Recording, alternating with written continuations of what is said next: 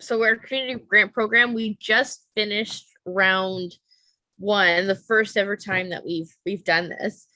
So what we do, people apply for grants up to $50,000 for their programs, like cultural events, all sorts of things. We just approved 16 grants, which is awesome, up to a total of $500,000. So it's really exciting and really cool that we're able to implement that and just help people fund programs. So some of those programs were cultural events, literacy program. There's one that's a residential school memorial up in Norway House, sports camps. So we're helping the people in Big River. We're also helping One House Many Nations. They got approved for $50,000 to build a house that was going to be going to Big River for youth there, because youth aren't usually considered for housing because they don't have, not necessarily don't have kids or families and that kind of stuff. And so that they aren't considered high priority. So we actually got to fund that. So students are in Big River, they're building the house, and then they'll be donated to youth living there. We also supporting some community gardens and food programs, and then prenatal program. And all of our grants are approved by Indigenous advisors. There's 6 of them from across Turtle Island. So we have some really great people that we've been able to go help us go through those grants and also approve them. So it's not just, non-Indigenous people dictating who gets funding in that. They get to pick it, which is really cool. Oh, there's a picture. I don't know why I did that. Reconciliation program. There's our grant program. So we have 8 grants approved just recently as well through them. I think their totals went up to $150,000 in programs. So that included like anti-racism education. There was a youth ally connection program up in Now Yet. So they're actually going to be, the youth are taking the healthcare workers that go and live up there, taking them on the land. So we've been able to help fund programs like that and some events like some cultural powwows and that kind of stuff. We also have a settler series, which is taking the onus of, Indigenous people having to tell like their history over and over and over and over again, when it really should be the responsibility of allies that are doing that. So there's a settler series that Katie Koopman is doing, and actually check our socials the next couple days because you might be able to sign up for that later. And then we'd also do the Hockey Cares Exchange, which is from Attawapiskat First Nation to Oakville. So they do an exchange program via hockey. So that's pretty cool. And then we have our supplies program, which I mentioned before. So some happy people with some beds, jackets, we're doing hockey equipment, school supplies. We're starting to get that out. So we do lots of supplies, which is what we've been doing the past few years. And then the Live Well program is that we've been sending wheelchairs and mobility aids, baby and newborn care supplies. And then we're also trying to revamp the orthotics program and dental program up in the north. So that's pretty exciting too. And then we have our Youth Opportunities program, which also provides mentorship and grants, micro grants to youth that have all sorts of plans and initiatives if they want to start their business, if they want to teach or do some traditional land-based healing strategies.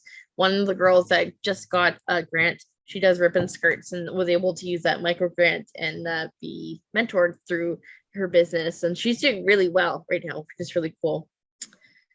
Anyways, if Jason wants to talk about healthy homes as part of Turner thing, we haven't officially launched it publicly yet. So, but Jason, please take the floor. Thanks. So I'm in a vehicle right now, so just let me know if you guys can hear me. If am I coming across pretty clear right now? Yeah, you're good. Can you guys hear me good? Yeah. Okay. Perfect. So I'm traveling to the community right now with one of my colleagues. We travel the province and we visit Indigenous communities. We assess buildings and structures, check them for quality and safety and structural value. In the event they need repairs, we also have construction backgrounds where we're competent, qualified to provide an estimate to give a ballpark estimate cost of repairs. So that's where we're going. We got a 10-hour drive ahead of us right now. We both have kids who play competitive hockey. It's tryout season, so we had to shift a few things around for that. So we had to do this trip kind of last minute. But yeah, so as Amanda was saying, I'm Jay Morningstar. My company called Inspections Inc. Indigenous. I'm Ojibwe. Barren land for Mississauga First Nation is between Sudbury and Sault Ste. Marie. I moved to Kingston in 2002 to begin a career as a federal correctional officer. I retired last year after 18 years.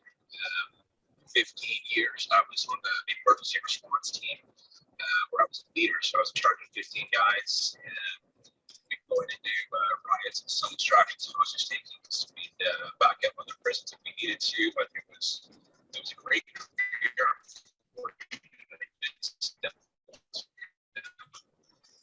Retired to the inspections company full time. So the community that I grew up in, we had to on a waiting list for a house.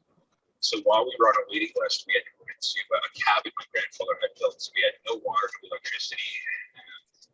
Tough times for sure. And we spent about 2.5 years there. Excuse me.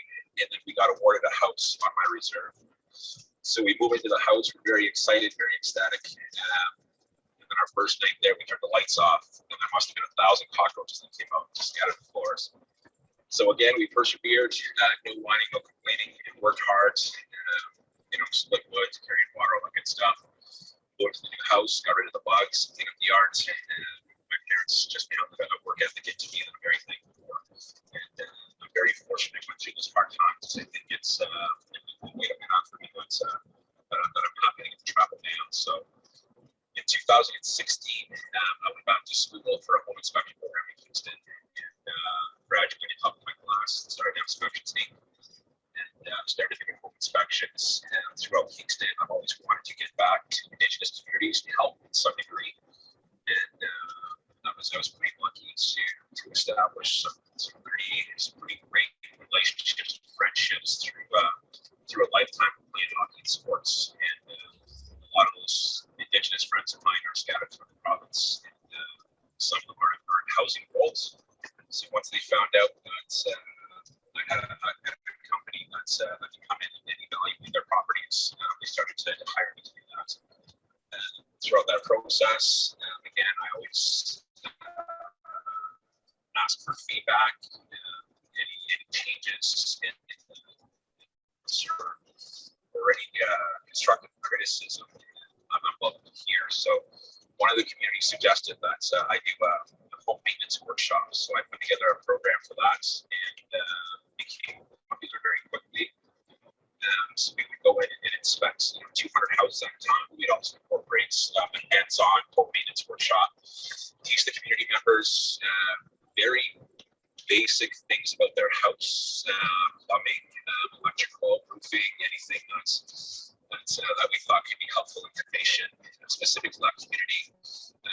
But during my career as a correctional officer, I was also an instructor. So I would teach my colleagues self-defense, arresting control, law and policy. And one thing I realized was to keep their hands busy while I would teach, because I found I would retain more information. So I implemented that tactic through these workshops. While I'm educating them about their properties, they get to play with the plumbing tools and the materials, and they drywall by the tape and sand, and it's very hands-on, very informative, and it's been a good success for my team and my company. And during a Zoom call with where True North Aid was part of the chat as well. It was a big group of us. I can't remember what the meeting was for, Amanda, but that's where our paths initially crossed. And excuse me, I gave the same talk then as I'm giving right now. And, they reached out a couple of weeks later, introduced workshops that we do, and we established a connection pretty beyond, and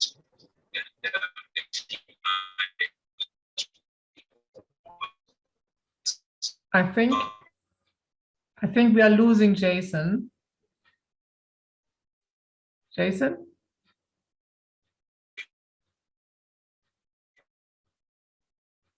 Okay. Yeah. Yeah. So I think it was very hard to understand for me. So it was, I got pieces there. What I would like to suggest, if Jason could come back to our next meeting, and then when he is at home or somewhere, not in the car, and we have a better connection, and maybe you can repeat what you just told us, because I just got a couple of pieces, but it is too interesting to lose. Yeah, can you hear me now? Yes. Okay, I put my earbuds in. I don't know if that helps or not. Yeah. Okay, very good. That's better. Oh, wonderful, perfect. Okay, so a long story short, I get rambling. I do apologize, but Amanda and True North AIDS and my company partnered for a program my team and I put together called the Healthy Home Model.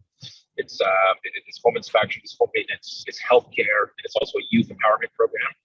So we're all flying up to the Emeton at the end of May, and we're going to do the inspections and the workshops, and it'll be a good time. We're glad to be successful. And I was in that community in December, and one thing that's I realized that when I go into these communities, I inspect 100 homes, 200 homes. I give them a stack of reports, and then we leave. But then I follow up, and I find out that they don't have the resources to fix the deficiencies that my company finds. So I'm also on the board of Habitat for Humanity, and I proposed to them, can we re-insulate these attics in Fort Hope, the Emeton? And there's 40 homes that we're going to do at the end of May, and Habitat, jumped at the opportunity immediately. So we submitted a joint proposal to Habitat Canada for funding. We were approved. We're waiting to hear how much as of yet. But I know True North is interested as well, and I know Anna got wind of that project as well through her son, who is he and I have a business relationship, and here I am. So it's these are events that I didn't plan for. Just all kind of fell the way they fell, and I'm very passionate about it. My heart's in it, and I can't wait to do these projects for these communities. So yeah, that's amazing. Thank you so much. I got a little bit more now, but yeah, I'm curious. sorry, I do apologize. Yeah, so no, that's no problem. But I think we're driving. We're driving 10 hours right now to a community. So I know. Probably, yeah, so probably gonna cut in and out of service too. So I apologize for that. Yeah. No, that's amazing. So I still think it is important. This conversation is important. And so what I understand before we go to the thank you and everything, was our cluster. So we are always looking for opportunities to join people that are on the ground, because I mean, I started this 10 years ago. So for Jason, it's very interesting. Our first project was in Fort Albany, and we hired somebody from the Mohawks Bay of Quinte, and he flew in, and we purchased ventilation fans for every house. So we installed in 75 houses ventilation fans, but in a way that Rick from Tailanega, he trained people how to install them, he guided them, and then he checked every house that everything is fine. So the importance of guidance and training. So we paid the guys to do it. So there was a little bit work that they had. And so that's, I totally see that we always need the connection to the community. And with Jason, I have to talk to you specifically in this case with Fort Hope, because we purchased for the kindergarten in Fort Hope a playground equipment, two pieces, and they are still not installed. They are in storage. We flew them in, they're in storage. Then they had the contamination in front of the kindergarten of these pods. And then they had a flood, and then we lost contact with the community. So maybe that is something that you can look into, because it is still with the office manager in storage. so that's Sure. why I'm very excited to meet you. And we wanted to do more, but then, the vice principal left, the principal left, and the new principal wasn't really keen on contact, and that's when you lose a community, right? And we come across that a lot. So whenever we have a chance to talk, to work with somebody, that gives us a little bit more confidence and help. So we always need help. So having said this, I would like to suggest when our group comes together and we decide for the next year, for the next budget year, what we would like to do, I think then we need your guidance from Amanda and Jason, from you both, how to do something with True North Aid, right? How to fit in there. So I think that would be the most beneficial thing we could do, and then we know that it is working. Is that something we can arrange for the next year, for the next budget, when we had our talks about budget and everybody has an approved budget from their club, and then we come together and then we decide how much money we want to spend where. So then I think we need your help, and you can say, okay, maybe housing repair, maybe, I don't know what it is. So I think I speak on behalf of everyone here that is like, for us, the most beneficial way to deal with remote communities. So Bridget, for the benefit of Jason and Amanda, yeah, the new Rotary year is different than the calendar new year. Yes, so we start in July 1st. So we are at the end of our budget. So nice. All the money is spent right now. There is no money left, not a single dime. And we are all struggling with, well, we always struggle with money, but this year it was a little bit different because of Ukraine. So a lot of clubs gave money to the Ukraine relief effort. And so we all had to chip in, but we will submit our request for a new budget, and the new budget starts July 1st. So in 8 weeks. And then we know exactly what we are talking about and what we would like to come up with a plan. So that's the idea of what to spend where. Yeah.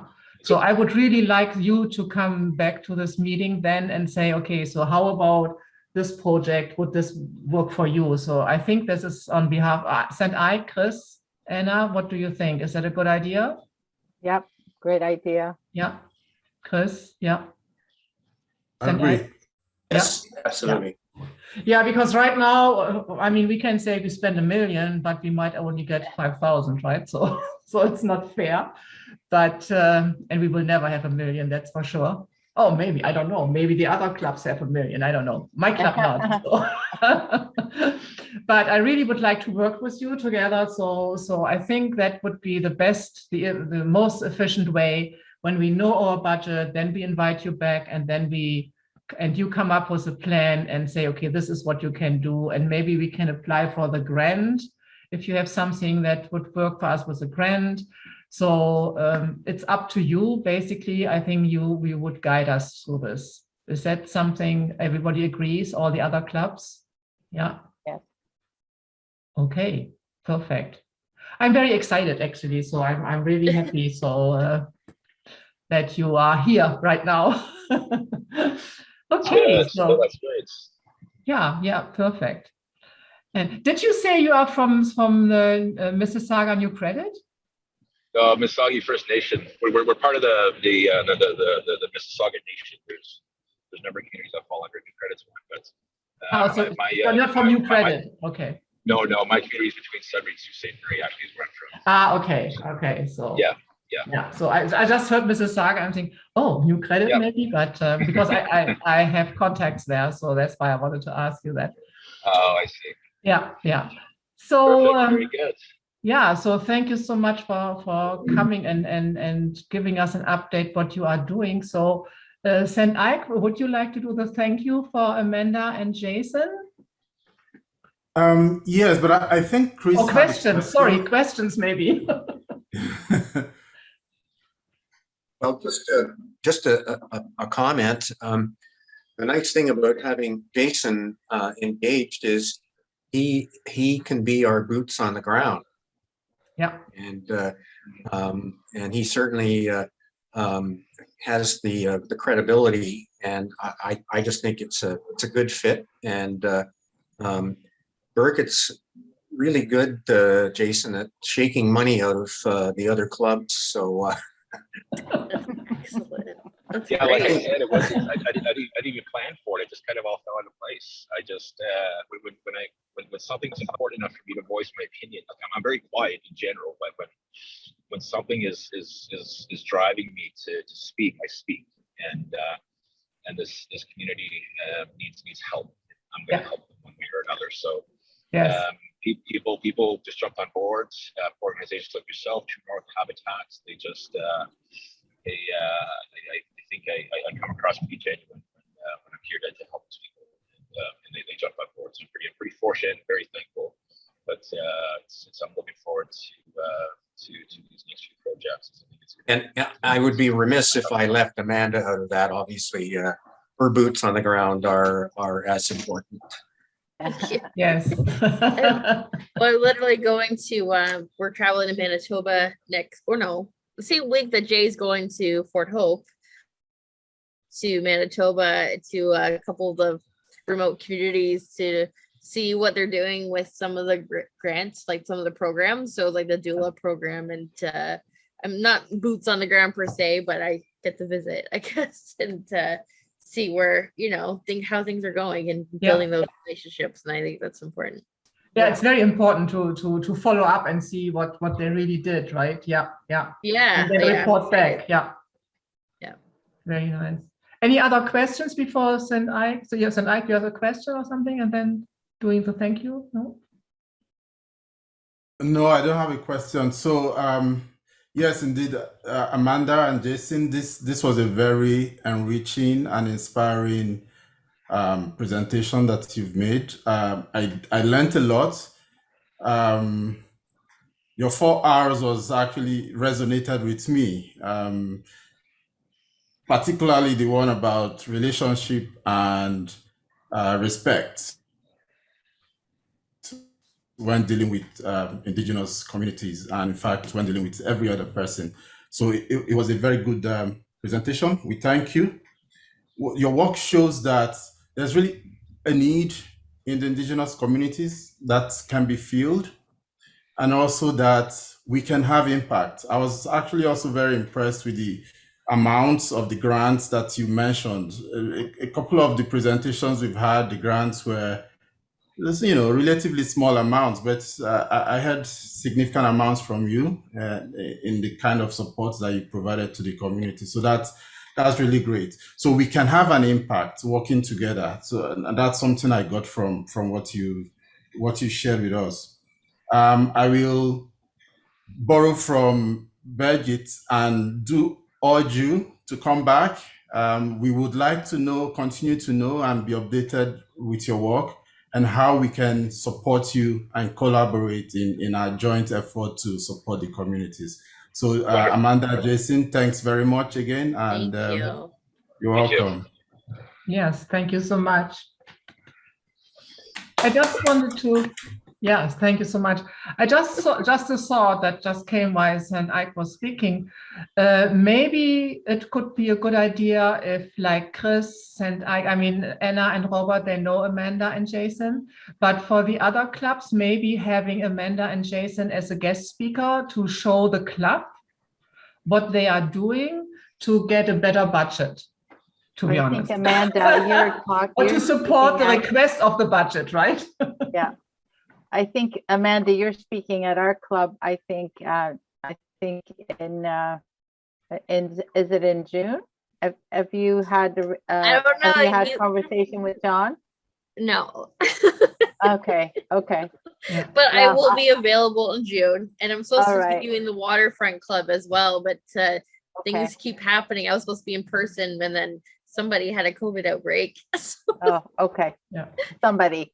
Yes. But Chris and St. Ike, maybe if you can find a spot in your speaker roster with your club, then Amanda and Jason together would really give a better understanding for the club, what is behind there, and that there are connections and people on the ground. So I think it is important to educate our clubs, or it's always important, right? So yeah, we have a very aggressive program director who has booked people well into the future, but we always get we can shoehorn a space at the Trenton Rotary for this kind of work, because it'll convince the membership that this is why we need the money, and our budget actually should increase. And as I've said before, when I go to my board and ask for money, all I have to do is say Birgit's name, and boom. That's awesome. Don't rely on that all the time. No, but still. Yeah. Well, So that's Birgit, great. I would get Amanda's contact from you. I think we should be able to schedule her for some time in the near future. Yeah. So if I don't know, Anna, could you send Amanda's and Jason's contact to me? Yeah. Yeah, and then I This is the forward it first to- time I've seen Jason. We've talked on the phone Oh, a okay. couple of times.